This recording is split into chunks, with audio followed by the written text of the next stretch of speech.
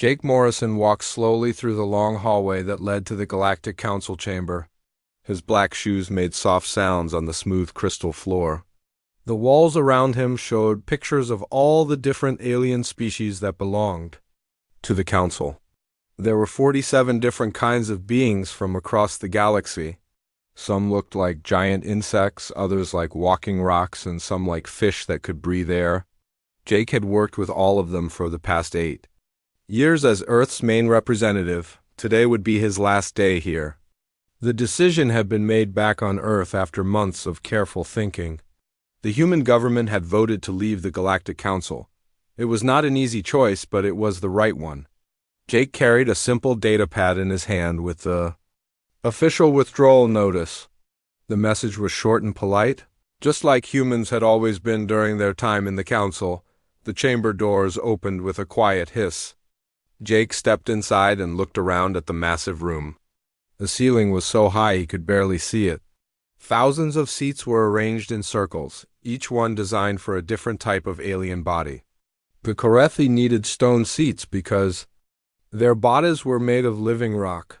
The Pascari had water-filled tanks because they were fish-like beings.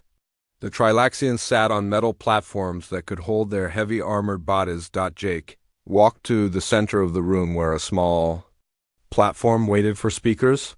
He looked up at all the alien faces staring down at him. Most of them looked bored or annoyed. The Zilani representative was cleaning his sharp claws. The Andorian delegate was reading something on her personal device. Only a few aliens seemed to care that the human ambassador was about to speak. Speaker Vexthari sat in the highest seat. She was a Kithara, which meant she looked like a giant praying mantis with 4 arms and large compound eyes. Her voice was always cold and mechanical when she spoke to humans. She had never liked the fact that Earth had been given a seat in the Council. Many aliens thought humans were too young and too violent to be part of galactic government. Jake activated his datapad and began to read. His voice was calm and clear as it echoed through the chamber. He told them that Earth was withdrawing from the Galactic Council immediately. He thanked them for letting humans participate for 8 years. He said that humanity had decided to go its own way and wished the Council well in the future. The reaction was exactly what Jake had expected. Speaker Vexthari made a clicking sound with her mouth parts that meant dismissal. She said that humans were too emotional and caused too much trouble. She said the galaxy would be more peaceful without human interference. Several other aliens nodded their heads or made similar sounds of agreement. High Counselor Mordek of the Zilani spoke next. His voice was deep and rough like grinding stones. He said humans expanded too fast and were too unpredictable.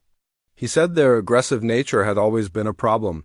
He said the Council would be more stable without them. Jake listened to all of this without showing any emotion on his face. Behind him stood Captain Lisa Brooks, a woman who had served in the Terran Defense Corps for 15 years. She had fought alongside many of these same aliens during the Void War 5 years ago. She had watched human soldiers die protecting alien worlds. She had seen humans sacrifice themselves to save alien civilians. Now those same aliens were dismissing humanity like they were children who had misbehaved. Lisa kept her face blank, but her hands were clenched into fists at her sides. She remembered the Battle of Kepler Station when human ships had formed a shield around a Zilani colony ship. 37 human pilots had died that day to save 6,000 Zilani civilians. High Counselor Mordak had been on that ship. He owed his life to humans, but he seemed to have forgotten that fact. Jake continued reading from his datapad. He said that humanity was ending all military support agreements immediately. All technology sharing programs would stop. All humanitarian aid that humans provided to various worlds would end. He said this in the same calm voice, but Lisa could see some aliens beginning to look uncomfortable. Dr. Susan Clark stood near the back of the human delegation. She was a xenobiologist who had spent 3 years studying all the different alien species in the Council. She had files on every species' strengths and weaknesses. She knew which aliens depended on human technology and which ones needed human help to survive. She had been gathering this information quietly. And now she understood why her government had asked her to do it. As Jake finished reading the withdrawal notice, the alien delegates began talking among themselves. The Korathi representative was already discussing taking over human mining operations. The Filari delegate wanted to claim human research stations. The Trilaxians were talking about expanding into space that humans had been protecting. None of them seemed worried about losing human support. They acted like humans leaving was a good thing that would benefit everyone. They did not realize that humans had become part of almost every important system in the galaxy. Human engineers had helped build power plants on dozens of worlds. Human doctors had created treatments for diseases that affected multiple species. Human soldiers protected trade routes and colony worlds. Jake finished his speech and prepared to leave. As the human delegation walked toward the exit, very few aliens even looked at them. Most were already busy making plans for how to divide up human territory and resources. Speaker Vexthari was scheduling a meeting to discuss new security arrangements. High Counselor Mordak was sending messages to his homeworld about expanded trade opportunities. The heavy chamber doors closed behind the humans with a soft thud. Jake and his team walked back through the crystal hallway toward their shuttle. None of them spoke until they were safely inside their ship. Only then did Captain Brooks allow herself to show her anger. She told Jake that these aliens had no idea what they had just lost. She said they would realize their mistake very soon. Jake nodded and looked out the shuttle window at the massive space station that housed the Galactic Council. In a few days this place would be in chaos, but the aliens inside did not know. That yet, the human shuttle moved away from the station and jumped to hyperspace, heading back toward Earth. Behind them, the aliens continued their discussions about how much better life would be without humans around. They would learn the truth soon enough. 3 days had passed since Ambassador Jake Moreson delivered humanity's withdrawal notice to the Galactic Council. On Kepler Station, a large human research facility orbiting the gas giant Proxima, Commander Roy Patterson was overseeing the final evacuation procedures. The station had been home to over 2,000 humans for the past 12 years. Now it stood nearly empty, with only essential personnel remaining to shut down the systems properly. Roy stood in the main command center watching dozens of screens that showed the status of various operations throughout Council space. Each screen told the same story. Human facilities were powering down one by one across the galaxy. Research stations, mining operations, medical centers, and military bases were all going dark as humans packed up and left. Lieutenant Amy Rodriguez sat at the communications console handling the flood of incoming messages. Her fingers moved quickly across the control panel as she processed request after request. Most of the messages were from alien facilities that had suddenly stopped working properly. Their systems were failing and they needed human technicians. To fix them, Amy looked up from her console with a worried expression. She told Roy that they were getting distress calls from 6 different sectors. The Trilaxian mining operation on Proxima 7 was reporting complete system failures. Their life support systems were shutting down and they could not fix them. The workers were in real danger of suffocation or freezing to death. Roy listened to the report and nodded grimly. He told Amy to follow standard protocol. Earth was no longer a member of the Galactic Council, which meant humans were not responsible for helping council members anymore. She should refer all requests to their local council representatives. Amy understood the order, but she still looked uncomfortable about leaving people in danger. The truth was that Roy felt bad about it too. Humans had always been the first to help when others were in trouble. During his 20 years of military service, Roy had never turned away from someone who needed help. But orders were orders, and Earth's government had been very clear about this. Humans were cutting all ties with the Council completely. On Galactic Council Station Omega, the main headquarters for galactic government, Speaker Vexthari was experiencing problems she had never imagined possible. The station was massive, large enough to hold representatives and staff from all 47 council species. It had been operating smoothly for over 30 years without any major problems. Now, everything was going wrong at once. The environmental systems that controlled air quality and temperature were failing. The artificial gravity generators that kept everyone from floating around were shutting down in random sections. The water recycling systems had stopped working completely.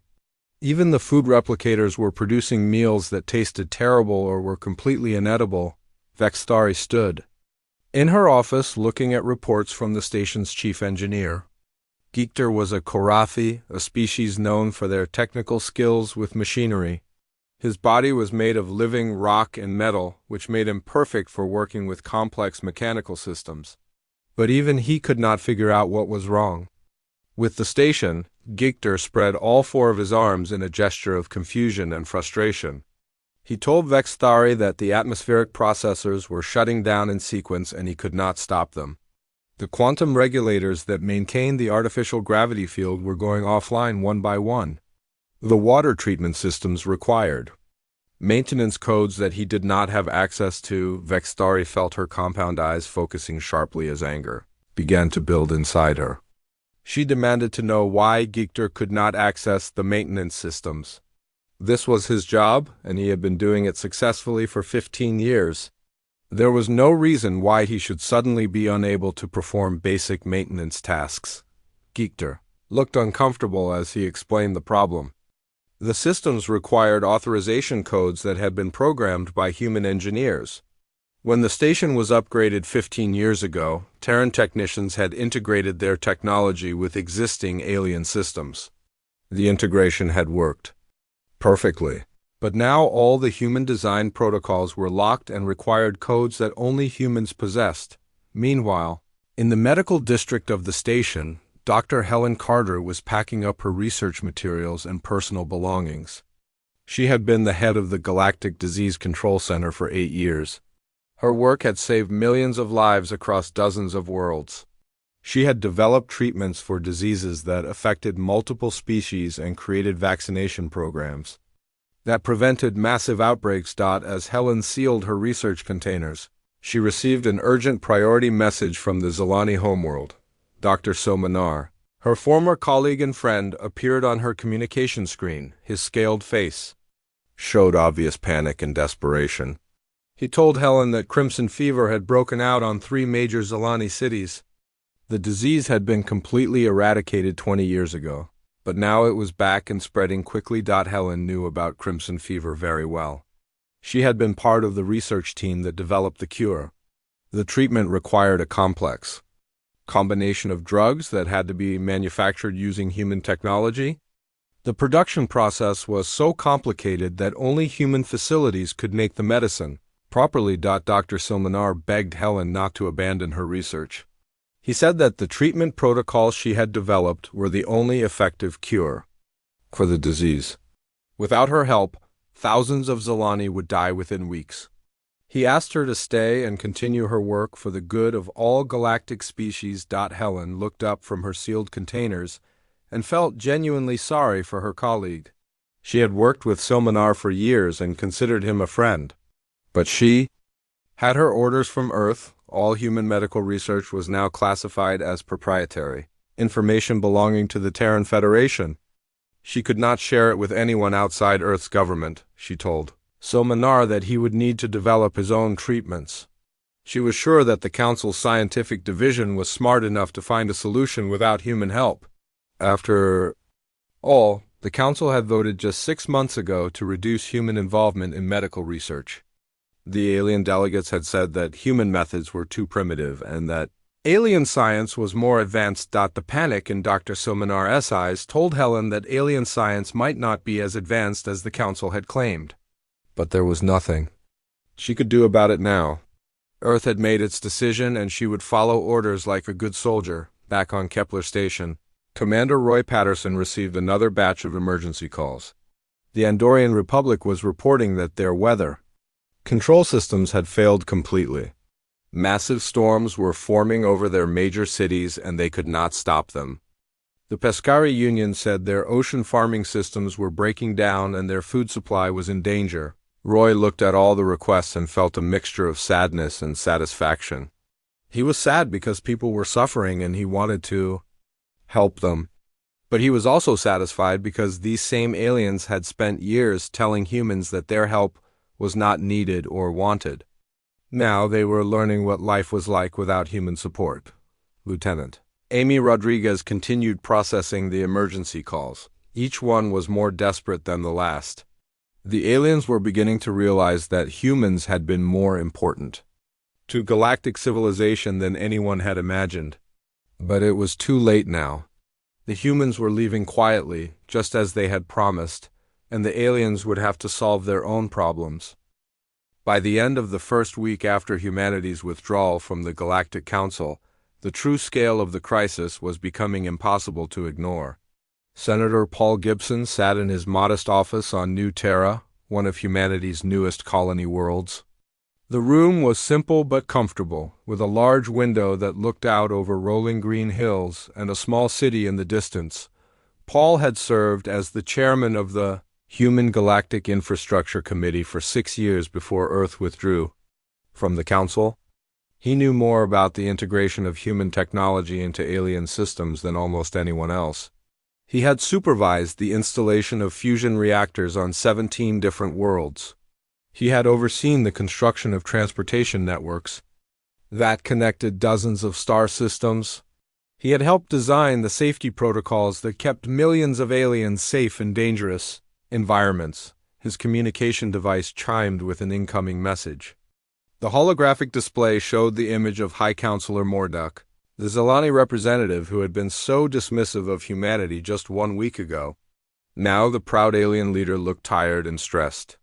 His usually perfect scales were dull, and his eyes showed fear that he was trying to hide. Morduk spoke carefully, as if he was not sure how to begin the conversation. He said that there might have been some misunderstanding about humanity's withdrawal from the Council. He suggested that perhaps they could discuss the possibility of humans returning to their former positions. His voice was much more polite than it had ever been when speaking to humans before. Paul raised an eyebrow and leaned back in his chair. He told Morduk that there had been no misunderstanding. Earth's government had made its decision very clearly. The Terran Federation now had its own governing body and was no longer interested in council membership.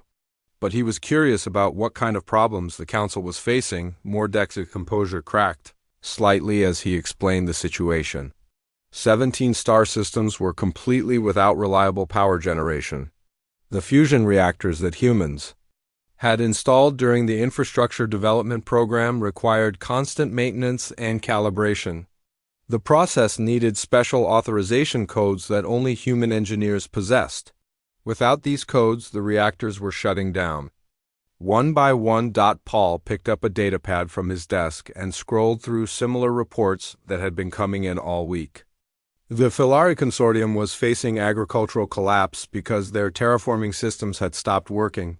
The machines that controlled weather patterns and soil composition were locked in diagnostic mode, and no alien technician could override them. Entire planets were facing food shortages within months. The Korathi mining guilds were in even worse trouble. Their deep-core mining facilities were sealed shut by safety protocols that humans had installed after several deadly accidents 5 years ago.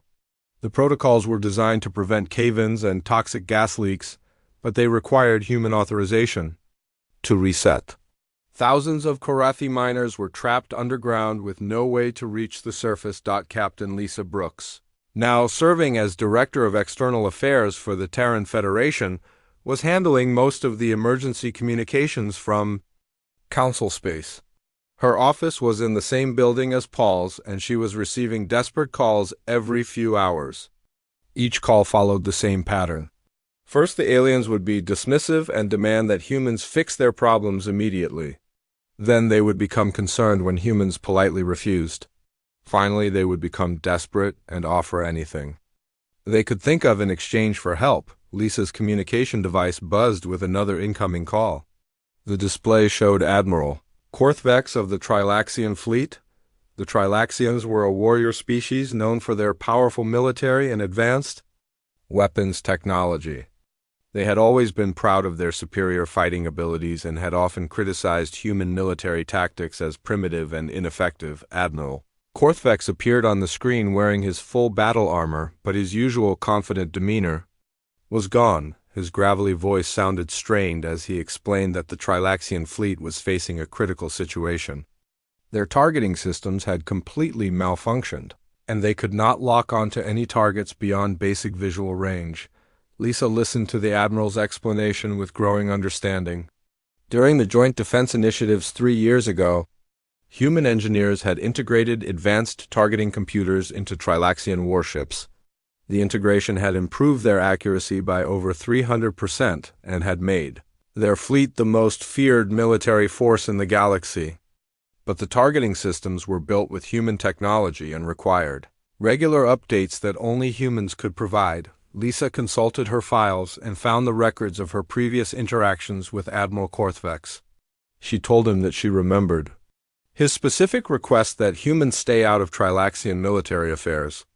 She quoted his exact words from a meeting 2 years ago, when he had said that human tactical doctrine was too primitive for advanced Trilaxian warfare needs. The silence on the communication channel lasted for nearly 30 seconds. Admiral Korthvex finally spoke again, his voice much quieter than before. He said that perhaps he had been too hasty in his previous assessment of human capabilities. He asked if there was any way that humans might consider providing technical assistance to repair the targeting systems. Lisa told him that she would pass his request along to the appropriate authorities, but she could not make any promises. The Terran Federation was still establishing its new government structure and policies. All requests for assistance would need to be evaluated carefully by the proper committees. Similar conversations were happening all across human space. Dr. Alan Foster, a propulsion engineer who had remained in Council territory as a private consultant, found himself the most popular human in the galaxy. His small apartment on the trading station Nexus Prime had become an unofficial embassy, with desperate alien representatives waiting outside his door at all hours. Counselor Yildan of the Pescari Union was the latest alien to request a meeting. With Dr. Foster, the Pescari were an aquatic species that lived in vast underwater cities on their homeworld. Their entire civilization depended on ocean farming systems that produced food for billions of individuals. The bioregulators that maintained these farming systems had been designed and calibrated by Dr. Foster's team 5 years ago. Yildan's aquatic breathing apparatus was fogging with condensation, which Dr. Foster knew was a sign of extreme stress in Pescari physiology. She explained that the ocean farming systems were collapsing across multiple continents. The bioregulators were showing error codes that no Pescari technician could understand. Without these systems, her people would face starvation within months. Dr. Foster felt genuinely sorry for Counselor Yildan. He had worked closely with Pescari engineers for years and had always found them to be intelligent and dedicated professionals. But he was just one person with limited resources. The systems she was talking about required teams of specialists, sophisticated equipment that was now back in Terran space, and authorization codes that had been changed for security reasons. Yildan offered substantial compensation for Dr. Foster's help. She said the Pescari Union was willing to provide rare minerals, territorial concessions, and exclusive trade agreements. She was desperate and willing to offer almost anything in exchange for saving her people's food supply. Dr. Foster explained that the problem was not about money or compensation. The real issue was that the Pescari Union had voted to exclude humanity from the emergency response protocol just 1 year ago. The Pescari delegates had argued that human involvement in critical infrastructure was a security risk. They had said that alien technology was more reliable and that dependence on humans was dangerous. Now they were learning that their own technology was not as reliable as they had believed. The ocean farming systems were completely dependent on human-designed components that no alien engineer fully understood. Without human expertise, the systems were failing one by one. Back on New Terra, President Ellen Martinez was reviewing the daily reports of council requests for assistance. The list grew longer every day and included every type of crisis imaginable.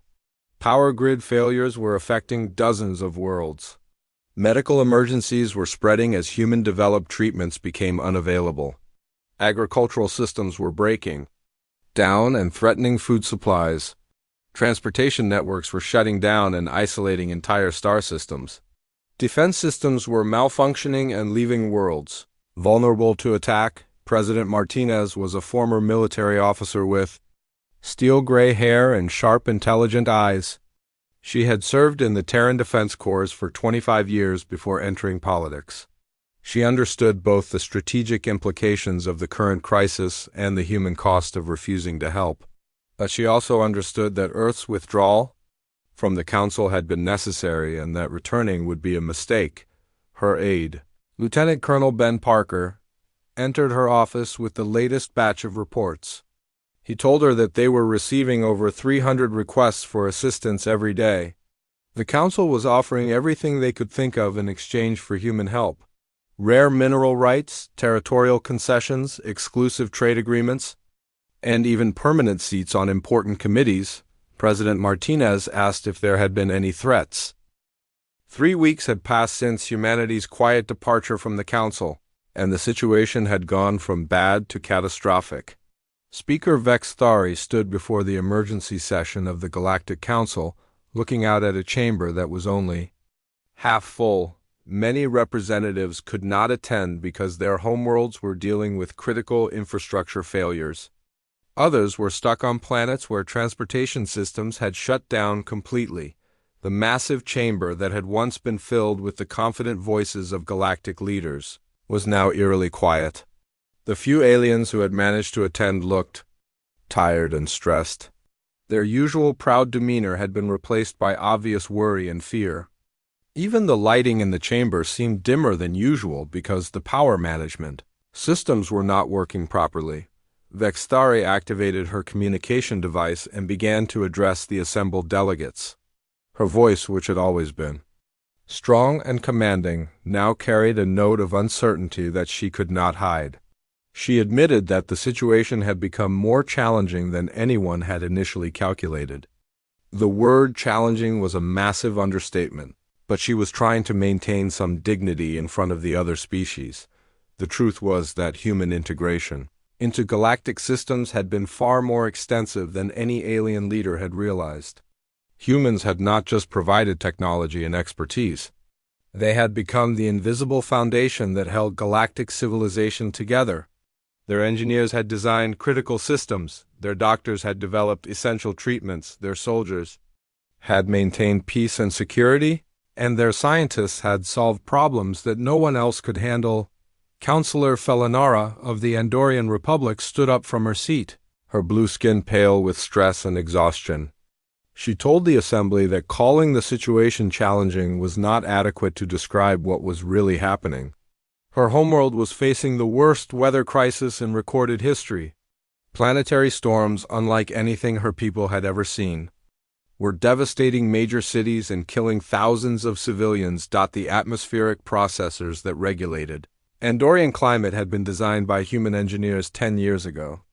The systems were incredibly complex and required constant adjustment to maintain proper weather patterns. Without human technicians to monitor and calibrate the equipment, the processors had begun to malfunction. Now massive hurricanes and tornadoes were forming randomly across the planet, and no Andorian scientist knew how to stop them. Representative Gekmal of the Korathi spoke next, his rock-like features showing emotion for the first time that anyone could remember. Korathi were known for being stoic and unemotional, but the current crisis had pushed even them beyond their limits. He reported that 37 deep-core mining facilities across Korathi space were completely sealed shut by safety protocols that no one could override. The safety systems had been installed by human engineers after a series of mining accidents that had killed hundreds of Korathi workers. The humans had designed sophisticated protocols that could detect dangerous conditions like structural instability, toxic gas buildup, and equipment failures. When the systems detected any threat, they would automatically seal the mines and evacuate all personnel to safety, but now the safety protocols had triggered lockdown procedures that required human authorization codes to reset. Thousands of Korathi miners were trapped underground with limited air and food supplies. Rescue teams could not reach them because the automated security systems prevented anyone from entering the sealed facilities. The miners would die within days if the lockdowns could not be lifted. Dr. Alan Foster had become the most important human in council space, though he had never wanted that responsibility. His small apartment on Nexus Prime Trading Station had been transformed into an emergency command center. Alien representatives from dozens of species waited in long lines outside his building, hoping for just a few minutes of his time. The latest visitor was Counselor Yildan of the Pescari Union, who had traveled across the galaxy to meet with him personally. Her aquatic breathing apparatus was working harder than usual, creating small bubbles that indicated her extreme stress level. She explained that the ocean farming systems on her homeworld were collapsing at an accelerating rate. The bioregulators that maintained the underwater agriculture were showing cascading failures across all major farming regions. The systems that controlled water temperature, nutrient levels, and marine ecosystem balance were shutting down in sequence. Without these systems, the vast underwater farms that fed billions of pescari would become barren ocean floor within months. Dr. Foster looked at the data that Yildan had brought with her. The technical readouts showed exactly what he had expected to see. The bioregulators were incredibly sophisticated machines that required teams of specialists to maintain properly. Each system needed regular calibration, software updates, and hardware replacements that only human engineers knew how to perform. Yildan offered everything she could think of in exchange for Dr. Foster's help.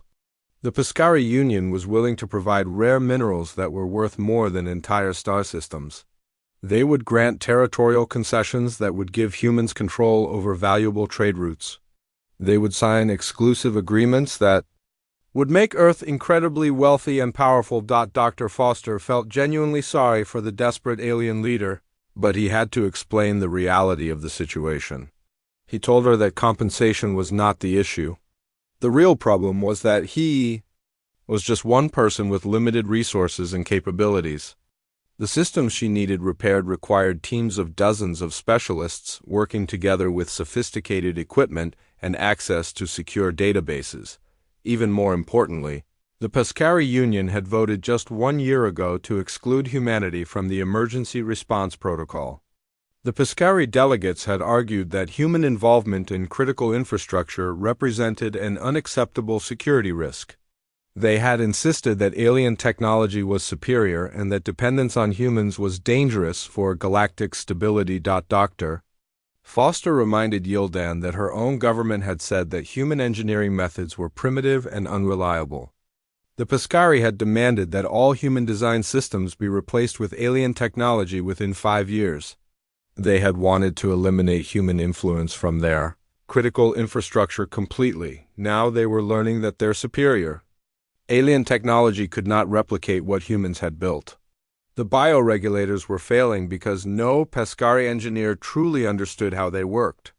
The systems had been designed by humans using principles and techniques that no alien species had been able to master. Back on New Terra, President Ellen Martinez was dealing with a flood of desperate communications from across the galaxy. Her communication center was receiving hundreds of messages every hour from alien governments begging for assistance. The requests ranged from technical support to medical aid to military intervention.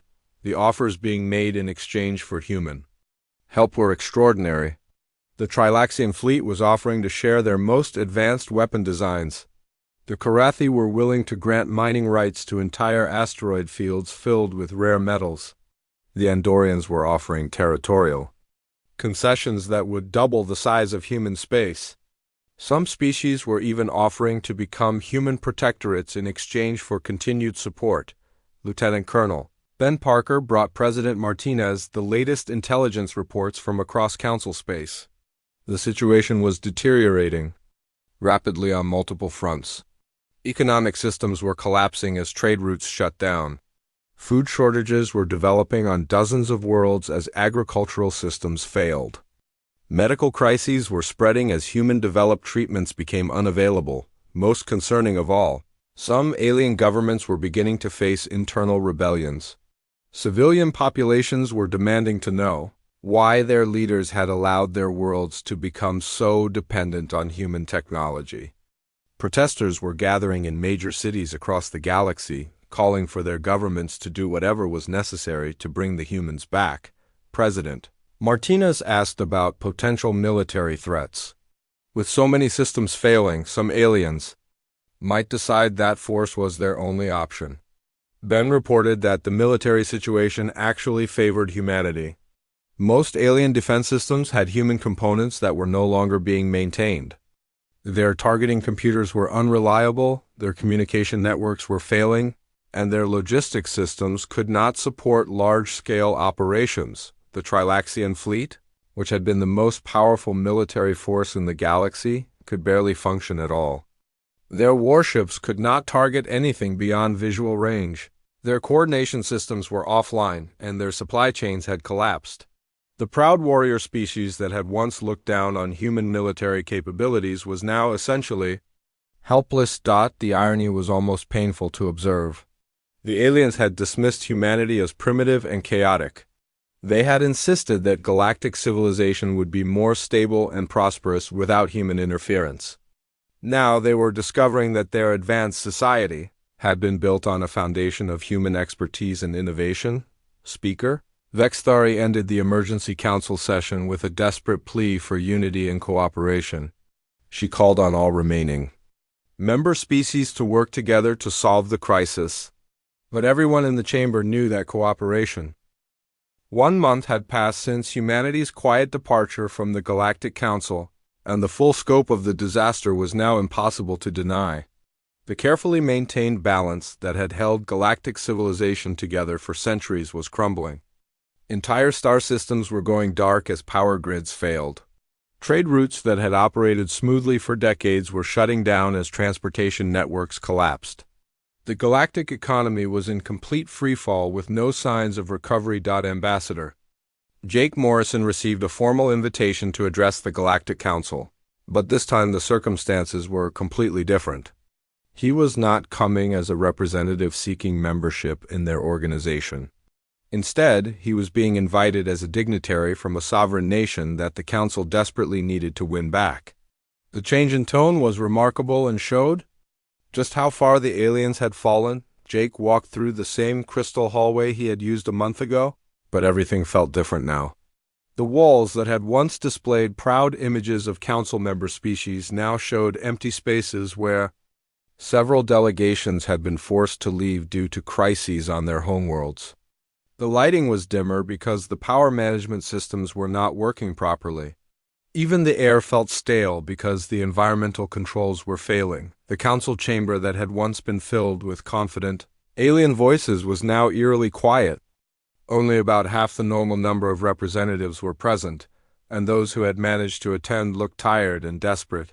Their usual proud demeanor had been replaced by obvious fear and humility. Many of them had been forced to travel on human-built ships because their own transportation systems had failed. Jake took his place at the speaker's platform and looked up at the assembled aliens. The contrast with his previous visit was striking. A month ago, most of them had looked bored or annoyed when he spoke. They had cleaned their claws, read personal messages, and generally ignored what he had to say.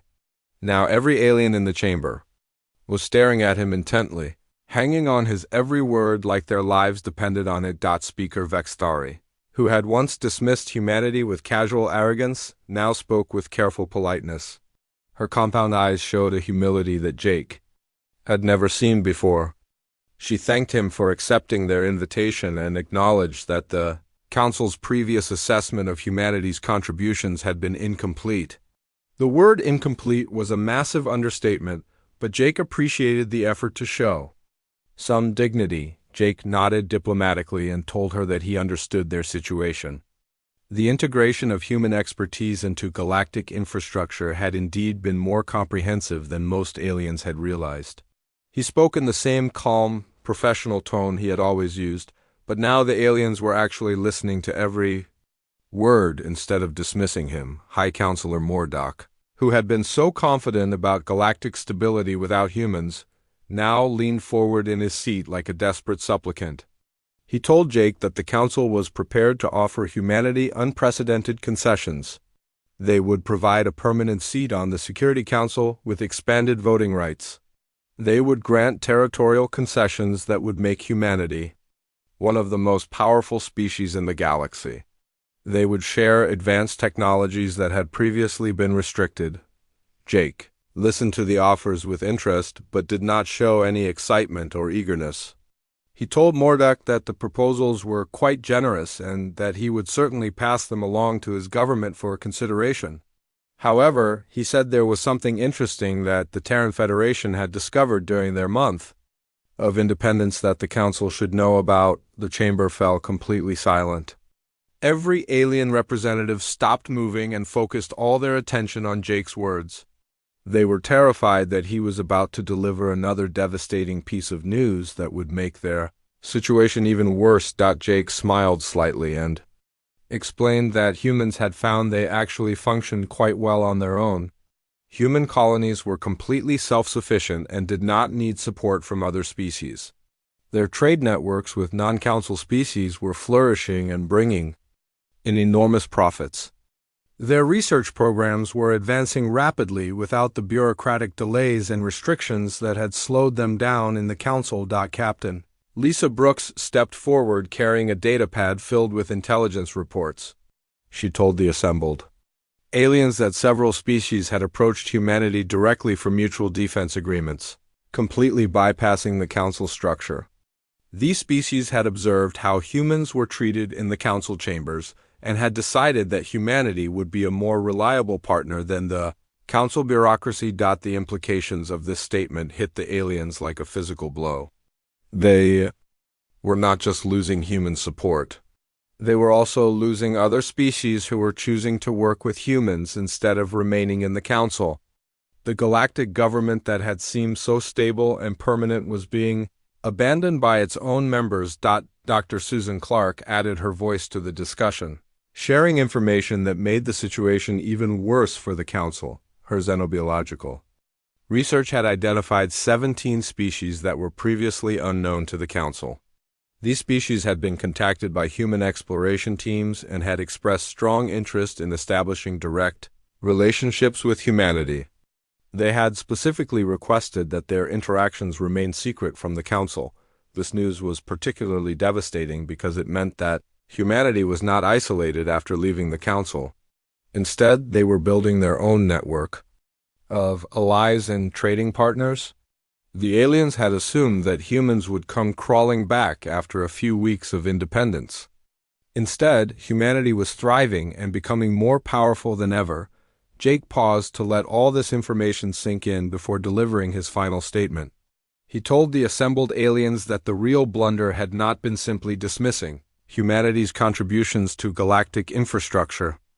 The true mistake had been assuming that the Council needed humans more than humans needed the Council. He explained that the Terran Federation had learned an important lesson during their month of independence. There was an entire galaxy beyond the Council's 47-member species, and many of those other species were very interested in what humanity had to offer. Some of them had resources and capabilities that were superior to anything the Council possessed. Jake continued by saying that humanity was willing to establish limited trade agreements and provide emergency humanitarian assistance on a case-by-case basis. However, the Terran Federation had absolutely no interest in rejoining an organization that had treated them as expendable subordinates. They had discovered that there were much better opportunities available elsewhere in the galaxy. As the human delegation prepared to leave the chamber, Speaker Vextari made one final desperate plea. She asked if there was surely some arrangement that could benefit everyone involved. Her voice carried a note of panic that she could not hide. The collapse of galactic civilization was accelerating, and without human help, billions of aliens would die. Jake paused at the chamber doors and looked back at the assembled aliens. He told them that perhaps some beneficial arrangement could be found eventually. But this time, any negotiations would be conducted with humanity in a position of strength rather than supplication. The quiet departure that they had dismissed so easily had shown humans exactly where they stood in the galaxy. And frankly, they liked the view from their new position. The chamber doors closed behind the human delegation with a soft thud that seemed to echo through the vast space. The aliens were left to contemplate a galaxy where humanity was no longer their subordinate partner, but a rival power that they had inadvertently created through their own arrogance and prejudice. In the weeks that followed, the situation continued to deteriorate for the Council while humanity grew stronger. The Terran Federation established the Independent Species Alliance, bringing together over 30 non-Council species in a loose confederation. These species had been ignored or mistreated by the Council for centuries, and they were eager to work with humans who treated them as equals. The Alliance quickly became a major economic and military power that rivaled the Council in every important category. They had access to resources that the Council had never controlled. They possessed technologies that the Council had never seen. Most importantly, they had human innovation and expertise that the Council desperately needed but could no longer access, and Council species began to defect to the Alliance, abandoning the organization that had failed them so completely. Others tried to maintain their independence while secretly negotiating with both sides. A few species remained loyal to the Council, but they were mostly those whose worlds had not yet experienced major infrastructure failures. The galactic map was being redrawn as humanity established itself as the leader of a new power block. The quiet departure that had seemed so insignificant just 1 month ago had triggered the most dramatic shift in galactic politics in recorded history. The aliens who had dismissed humans as primitive and chaotic were now watching them reshape the galaxy according to their own vision. The Galactic Council still existed, but it was a shadow of its former self. Many of its member species were dealing with internal rebellions as their populations demanded